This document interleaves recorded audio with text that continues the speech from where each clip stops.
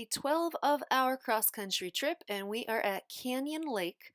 So on our map, we were going to stop at the Lost Dutchman campground, and we saw on the GPS that there's a lake close by. So we decided to set off and drive to it. Here we are at the lake. It said on the GPS that it was only 6 miles away from where we were staying for that night. And sure enough it is. However, when you are actually driving the roads to get here, it took us about a half hour.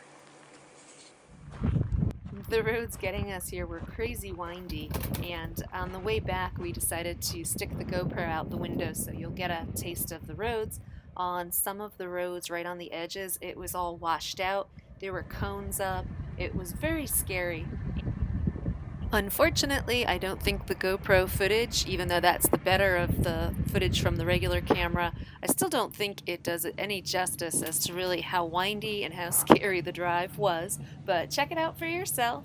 After you get to see us down at the lake, you will see our drive back from the lake. Enjoy! Not too shabby.